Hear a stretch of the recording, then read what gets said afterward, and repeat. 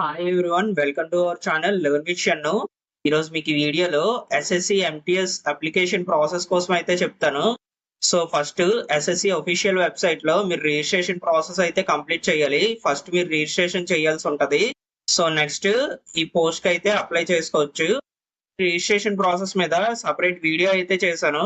So first ఆ video watch చేసి register అవ్వండి.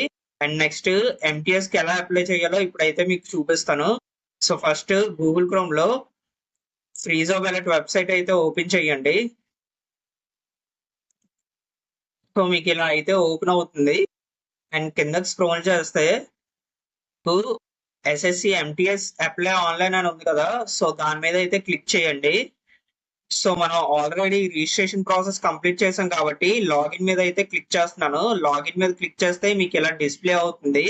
సో ఇక్కడ మీ రిజిస్ట్రేషన్ నంబర్ అండ్ మీ పాస్వర్డ్ అయితే ఇక్కడ ఎంటర్ చేస్తారు. అండ్ నెక్స్ట్ ఈ లెటర్స్ ఏవైతే ఉన్నాయో ఈ లెటర్స్ అనేవి ఈ క్యాప్చా బాక్స్ లో అయితే ఎంటర్ చేయండి. ఎంటర్ చేసిన తర్వాత లాగిన్ మీద అయితే క్లిక్ చేయండి. లాగిన్ చేసిన తర్వాత మీకు డాష్ బోర్డ్ అయితే ఇలా ఓపెన్ అవుతుంది. సో ఫస్ట్ మీ డీటెయిల్స్ అయితే కనిపిస్తాయి ఆ డాష్ బోర్డ్ లో. సో కిందకి స్క్రోల్ చేయండి. కిందకి స్క్రోల్ చేసిన తర్వాత ఇక్కడ లైవ్ ఎగ్జామినేషన్స్ అని కనిపిస్తుంది. సో ఈ లైవ్ ఎగ్జామినేషన్స్ లో మనకి ఏవైతే నోటిఫికేషన్స్ రిలీజ్ చేశారో ఆ నోటిఫికేషన్స్ అయితే మనకి డిస్ప్లే అవుతాయి. సో మనం ఎంటీఎస్ కి అప్లై చేస్తున్నాం కాబట్టి ఇక్కడ ఎంటీఎస్ అప్లై ఉంది కదా, సో దీని మీద అయితే క్లిక్ చేయండి. వాళ్ళు సీజీఎల్ ఎవరైనా పెట్టుకున్నట్టయితే ఇక్కడ సీజీఎల్ అప్లై ఉంది కదా, సో దాని మీద అయితే క్లిక్ చేయండి. అండ్ సీజీఎల్ మీద కూడా మనం ఆల్రెడీ అప్లికేషన్ ప్రాసెస్ అయితే వీడియో చేశాను. సో ఆ వీడియో అయితే వాచ్ చేయండి. సో ఈ వీడియోలో ఎంటీఎస్ అప్లికేషన్ ప్రాసెస్ కోసం చెప్తున్నాను కాబట్టి ఎంటీఎస్ అప్లై దగ్గర అయితే క్లిక్ చేయండి. సో కిందకి స్క్రోల్ చేస్తే మీకు ఫిల్ ఫామ్ అని కనిపిస్తుంది. సో దాని మీద క్లిక్ చేయండి. క్లిక్ చేసిన తర్వాత మీరు రిజిస్ట్రేషన్ ప్రాసెస్ లో ఇచ్చిన మీ పర్సనల్ డీటెయిల్స్ అయితే డిస్ప్లే అవుతాయి. సో కిందకి స్క్రోల్ చేసి నెక్స్ట్ మీద క్లిక్ చేయండి. అండ్ నెక్స్ట్ సక్సెస్ఫుల్ అని నోటిఫికేషన్ వస్తుంది. ఓకే మీద క్లిక్ చేయండి. ఓకే మీద క్లిక్ చేసిన తర్వాత హైయెస్ట్ అలొకేషన్ ఏంటంటే, ఒకవేళ మీరు 10th క్లాస్ కంప్లీట్ చేసినట్టయితే సో మీ highest education qualification 10th class అవుతుంది. ఒకవేళ మీరు ఇంటర్ కంప్లీట్ చేసినట్టయితే మీ హైయెస్ట్ ఎడ్యుకేషన్ క్వాలిఫికేషన్ ఇంటర్మీడియట్ అవుతుంది. ఒకవేళ మీరు డిగ్రీ కంప్లీట్ చేసినట్టయితే మీ హైయెస్ట్ ఎడ్యుకేషన్ క్వాలిఫికేషన్ డిగ్రీ అవుతుంది. చేసిన కోర్స్ బట్టి హైయెస్ట్ ఎడ్యుకేషన్ క్వాలిఫికేషన్ ఏముంటుందో అదైతే సెలెక్ట్ చేయండి. అండ్ నెక్స్ట్ ఈ డీటెయిల్స్ అనేవి ఆల్రెడీ ఫిల్ అయి ఉంటాయి. మన మెట్రికులేషన్ అంటే 10th క్లాస్ డీటెయిల్స్ అన్నమాట. సో కిందకి స్క్రోల్ చేయండి. కిందకి స్క్రోల్ చేసిన తర్వాత మీకు పర్సెంటేజ్ కోసం అయితే అడుగుతారు. సో ఇది 10th క్లాస్ పర్సెంటేజ్ అన్నమాట. కొంతమందికి పర్సెంటేజ్ ఉంటుంది, కొంతమందికి సిజిపిఏ ఉంటుంది. మీకు పర్సెంటేజ్ ఉంటే పర్సెంటేజ్ మీద క్లిక్ చేసి ఎంటర్ చేయండి.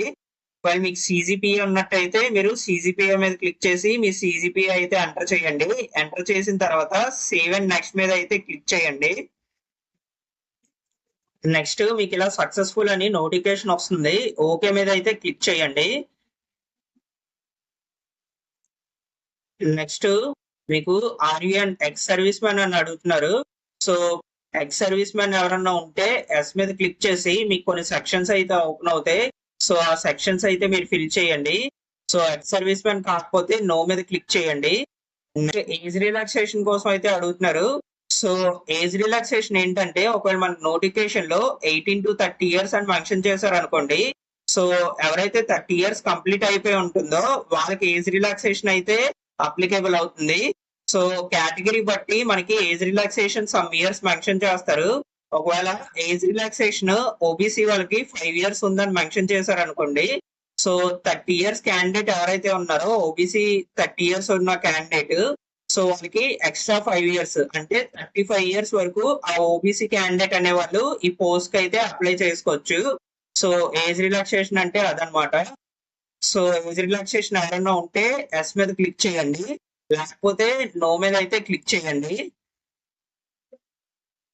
Next do you want your personal information assessable అంటే మీకు జాబ్ నోటిఫికేషన్స్ కోసం మెసేజెస్ అయితే వస్తుంది. మీరు ఎస్ మీద క్లిక్ చేస్తే, మీరు నో మీద క్లిక్ చేస్తే మీకు ఎలాంటి మెసేజెస్ అనేవి రావు. సో ఇది మీ చాయిస్. ఎస్ పెట్టుకున్న ప్రాబ్లం లేదు, నో పెట్టుకున్న ప్రాబ్లం అయితే లేదు. అండ్ నెక్స్ట్ ఈ డీటెయిల్స్ ఎంటర్ చేసిన తర్వాత సేవ్ అండ్ నెక్స్ట్ మీద అయితే క్లిక్ చేయండి. మీకు సక్సెస్ఫుల్ అని నోటిఫికేషన్ వస్తుంది. ఓకే మీద అయితే క్లిక్ చేయండి. అండ్ నెక్స్ట్ మీకు ఎగ్జామ్ సెంటర్ ప్రిఫరెన్సెస్ అడుగుతారు. So exam centre preference 3 cities అయితే మీరు సెలెక్ట్ చేయాల్సి ఉంటుంది. ప్రిఫరెన్స్ 1, ప్రిఫరెన్స్ 2, ప్రిఫరెన్స్ 3లో. అండ్ మీకు ఎస్ఎస్సిలో మీరు ఏ స్టేట్ నుంచి అన్నా అప్లై చేసుకోవచ్చు. ఐ మీన్ ఏ స్టేట్ లో అన్నా మీరు ఎగ్జామ్ రాయొచ్చు. అండ్ మీరు ఏ స్టేట్ లో అన్నా పోస్ట్ కి అప్లికేషన్ చేసుకోవచ్చు. సో మీకు ఎలాంటి ప్రాబ్లం అయితే ఉండదు. కానీ బ్యాంక్స్ లో మాత్రం మీరు ఏ స్టేట్ కి అప్లై చేస్తున్నారో ఆ స్టేట్ లోనే మీరు ఎగ్జామ్ అనేది రాయాల్సి ఉంటది. బ్యాంకింగ్ లోనైతే. సో ఈ ఎస్ఎస్సి లో అయితే మీకు ఎలాంటి ప్రాబ్లమే ఉండదు. మీరు పోస్ట్ ఎక్కడ పెట్టుకున్నారో అక్కడైతే పోస్టింగ్ వస్తుంది. అండ్ ఎగ్జామ్ సెంటర్స్ మీరు ఎక్కడ నుంచి అన్నా ఎగ్జామ్స్ అయితే రాసుకోవచ్చు. And next medium of computer based examination.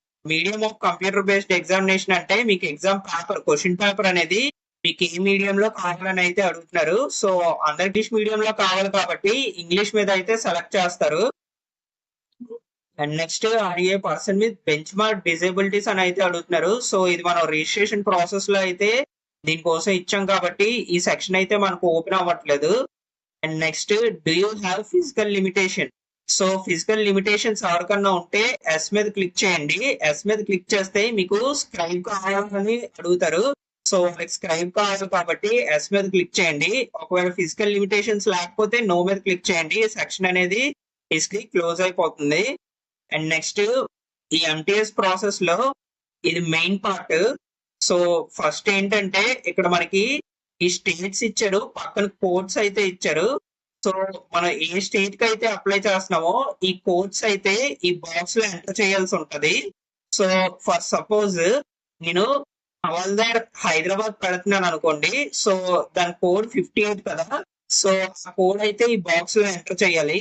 And ఈ కోడ్స్ బట్టి మీకు జాబ్ అనేది ప్రొవైడ్ చేస్తారు ఈ ప్రిఫరెన్సెస్ బట్టి. సో ఫస్ట్ మీరు 58 కోడ్ పెట్టారు అనుకోండి, మీకు హవాల్దార్ హైదరాబాద్ అయితే ఫస్ట్ వస్తుంది. ఒకవేళ ఇది కనుక మిస్ అయినట్టయితే మీరు నెక్స్ట్ 60 హవాల్దార్ విశాఖపట్నం పెట్టారు అనుకోండి. సో నెక్స్ట్ ఈ ప్రిఫరెన్స్ లోకి అయితే వెళ్తుంది. సో మీరు ఎగ్జామ్ క్వాలిఫై అయిన తర్వాత ఈ ప్రిఫరెన్స్ లో అయితే మీకు జాబ్ అనేది అలాట్ చేస్తారు వేకెన్సీస్ బట్టి. సో ఈ బాక్సెస్ అయితే మీ ప్రిఫరెన్స్ బట్టి ఈ బాక్సెస్ ఫిల్ చేయండి.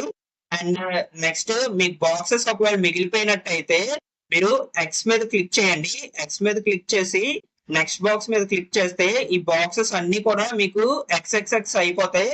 సో ఎక్స్ వచ్చినాయి అంటే మీరు ఇంకా బాక్సెస్ లో ఏ పోస్ట్ కూడా ఫిల్ చేయలేనట్టు ఈ అప్లికేషన్ అయితే తీసుకుంటుంది. సో మీకు ఇప్పుడు చూపిస్తాను ప్రిఫరెన్సెస్ అండ్ బాక్స్ ఎలా పెట్టాలో. ఇక్కడ మీరు చూస్తున్నారు కదా, ఇక్కడ నేను కోడ్స్ అయితే ఇచ్చాను. సో నేను ఇవి అప్లికేషన్ చేసుకున్న స్టేట్ కోడ్స్ అన్నమాట. సో నాకు ఈ స్టేట్స్ లో తప్ప రిమైనింగ్ స్టేట్స్ లో అయితే నాకు అవసరం లేదు. సో ఈ బాక్సెస్ అన్ని ఖాళీ ఉండిపోతున్నాయి కాబట్టి నేను ఎక్స్ మీద అయితే క్లిక్ చేస్తున్నాను. సో ఈ బాక్స్ ఎక్స్ క్లిక్ చేశాను కదా. సో నెక్స్ట్ బాక్స్ మీద క్లిక్ చేస్తే మీకు రిమైనింగ్ బాక్సెస్ అన్ని కూడా ఎక్స్ కిందకు వస్తుంది. సో అంటే ఈ బాక్సెస్ అన్ని మీరు ఖాళీగా ఉంచేసినట్టు. ఈ స్టేట్ కోడ్స్ అయితే ఇలా ఇచ్చుకోవాలి. అండ్ నెక్స్ట్ ఈ డీటెయిల్స్ ఎంటర్ చేసిన తర్వాత సేవ్ అండ్ నెక్స్ట్ మీద అయితే క్లిక్ చేయండి. మీకు ఇలా సక్సెస్ఫుల్ అని ఒక నోటిఫికేషన్ అయితే వస్తుంది. ఓకే మీద అయితే క్లిక్ చేయండి. నెక్స్ట్ మీ ఫోటో సిగ్నేచర్ అయితే అడుగుతున్నారు. సో ఈ ఫోటో దగ్గర లైవ్ క్యాప్చర్ ఫోటో అని ఉంది కదా. సో దీని మీద క్లిక్ చేస్తే మీ ఫోన్ ఫ్రంట్ క్యామ్ అయితే ఓపెన్ అవుతుంది. సో దాంతో మీరు ఫోటో అయితే అప్లోడ్ చేసుకోండి. ఒకవేళ ఇది కనుక వర్క్ అవ్వకపోతే మీ కింద బార్ కోడ్ కనిపిస్తుంది కదా. సో ఈ బార్ కోడ్ స్కాన్ చేస్తే మీకు ఒక యాప్ అనేది ఓపెన్ అవుతుంది. సో ఆ యాప్ డౌన్లోడ్ చేసుకొని ఆ యాప్ నుంచి అయితే మీరు ఫోటో అప్లోడ్ చేసుకోవచ్చు. అండ్ నెక్స్ట్ సిగ్నేచర్ అడుగుతున్నారు. సో చాలా మంది స్టూడెంట్స్ కి సిగ్నేచర్ దగ్గర అయితే ప్రాబ్లం వస్తుంది. సో ఫస్ట్ ఈ సిగ్నేచర్ 10 to 20 kbs లో అయితే అడుగుతున్నారు. అండ్ నెక్స్ట్ మోస్ట్ ఇంపార్టెంట్ ఇక్కడ డైమెన్షన్స్ అడుగుతున్నారు. So image dimensions 6 centimeters 2 centimeters అయితే అడుగుతున్నారు. సో దీనికి ఒక వెబ్సైట్ అయితే మీకు ఇప్పుడు చెప్తాను. మీరు గూగుల్ క్రోమ్ లో ఐఎం రీసైజర్ అని టైప్ చేయండి. సో మీకు ఈ వెబ్సైట్ అయితే ఓపెన్ అవుతుంది. ఇక్కడ కనిపిస్తుంది కదా ఐఎం రీసైజర్. సో ఈ వెబ్సైట్ లో మీరు ఫైల్స్ అయితే సెలెక్ట్ చేసి మీ సిగ్నేచర్ అయితే అప్లోడ్ చేయండి. అప్లోడ్ చేసిన తర్వాత ఇక్కడ విడ్త్ వచ్చేసి 6 సెంటీమీటర్స్ అయితే ఇస్తారు. అండ్ నెక్స్ట్ హైట్ వచ్చేసి 2 సెంటీమీటర్స్ అయితే ఇస్తారు. అండ్ నెక్స్ట్ ఇక్కడ యూనిట్స్ మీరు సెంటీమీటర్స్ లో అయితే ఇవ్వాలి. సో ఫార్మాట్ జేపీజీలోనే ఉంచండి, ఇదైతే చేంజ్ చేయొద్దు. అండ్ నెక్స్ట్ మీరు కిందకి స్క్రోల్ చేస్తే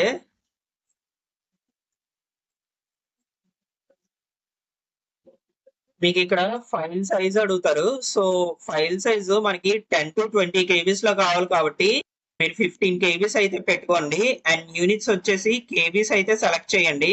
సెలెక్ట్ చేసిన తర్వాత మీరు నెక్స్ట్ డౌన్లోడ్ అని కనిపిస్తుంది కదా, సో ఈ నెక్స్ట్ డౌన్లోడ్ దగ్గర అయితే క్లిక్ చేయండి.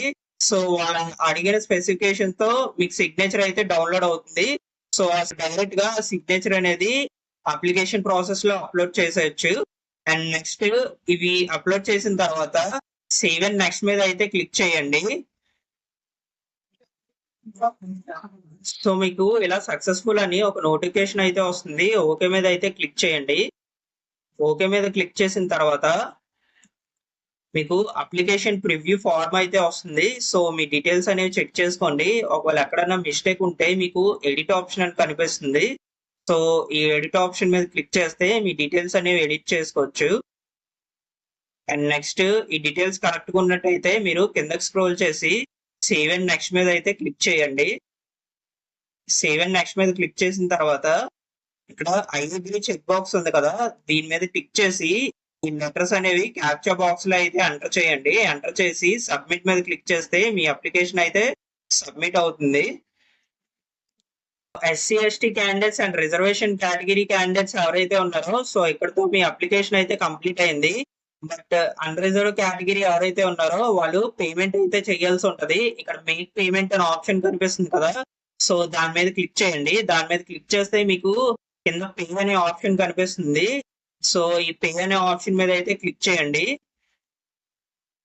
క్లిక్ చేసిన తర్వాత మీకు కొన్ని పేమెంట్ గేట్స్ అయితే ఓపెన్ అవుతాయి. So SBI net banking, SBI credit card, debit card అని కొన్ని పేమెంట్ గేట్వేస్ అయితే ఓపెన్ అవుతాయి. సో దీంట్లో మీరు యూపీఐ మీద సెలెక్ట్ చేయండి. యూపీఐ మీద సెలెక్ట్ చేస్తే మీకు ఇలా అయితే ఓపెన్ అవుతుంది. సో ఇక్కడ క్యూఆర్ కోడ్ ఆప్షన్ ఉంది కదా, దాని మీద సెలెక్ట్ చేయండి. మీకు క్యూఆర్ కోడ్ అయితే వస్తుంది. సో ఈ క్యూఆర్ కోడ్ స్కాన్ చేస్తే మీకు డైరెక్ట్ పేమెంట్ అయితే అవుతుంది. నెక్స్ట్ మీకు ట్రాన్సాక్షన్ సక్సెస్ఫుల్ అని నోటిఫికేషన్ అయితే వస్తుంది. ఓకే మీద క్లిక్ చేయండి. మీకు ఇక్కడ ఈ సక్సెస్ఫుల్ ట్రాన్సాక్షన్ అని కనిపిస్తుంది కదా, సో ఇదైతే స్క్రీన్ షాట్ తీసుకొని ఉంచుకోండి. అప్లికేషన్ అయితే ఇలా అప్లై చేయాలి ఎస్ఎస్సి ఎంటీఎస్ ది. So thank you all. Thank you for your love and support. Please like, share and subscribe our channel. Thank you all.